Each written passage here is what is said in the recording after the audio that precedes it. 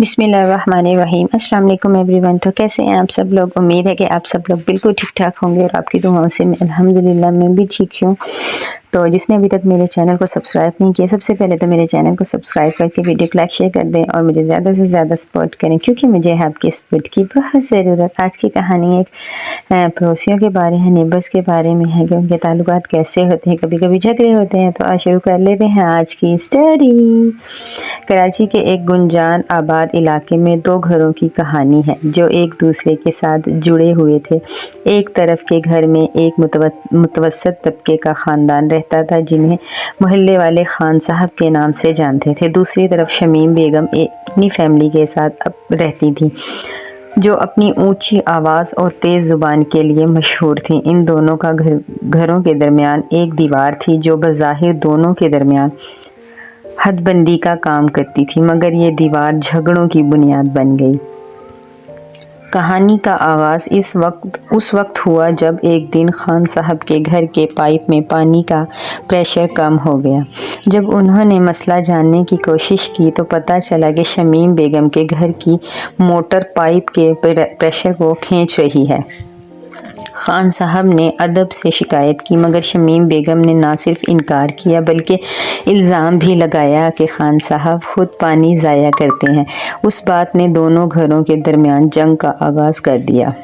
کچھ عرصے بعد خان صاحب نے اپنی پرائیویسی کے لیے دیوار کو تھوڑا اونچا کرنے کا فیصلہ کیا۔ جب مزدور کام کرنے لگے تو شمیم بیگم فوراً باہر آئیں اور شور مچانا شروع کر دیا کہ یہ دیوار ان کی دھوپ کو روکے گی اور ان کی زندگی اجیرن ہو جائے گی۔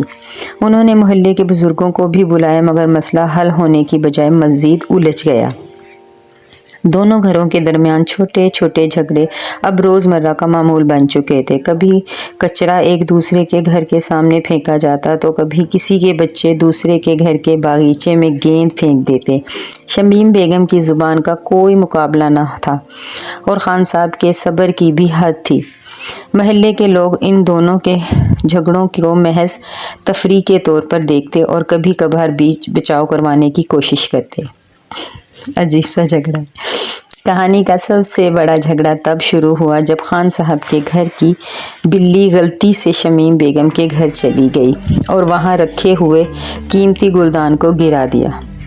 شمیم بیگم کا غصہ آسمان کو چھونے لگا اور انہوں نے بلی کو جان بوجھ کر بھیجنے کا الزام لگایا۔ خان صاحب نے معذرت کرنے کی کوشش کی، مگر شمیم بیگم نے پولیس کو بلا لیا۔ استغفر اللہ۔ یہ جھگڑے کئی سال تک چلتے رہے، لیکن ایک دن شمیم بیگم بیمار پڑ گئیں۔ ان کے بچوں نے ان کا خیال رکھنے سے انکار کر دیا اور وہ اکیلی رہ گئیں۔ خان صاحب کی بیوی نے ان کی مدد کے لیے پہل کی اور روزانہ کھانا بھیجنے لگیں۔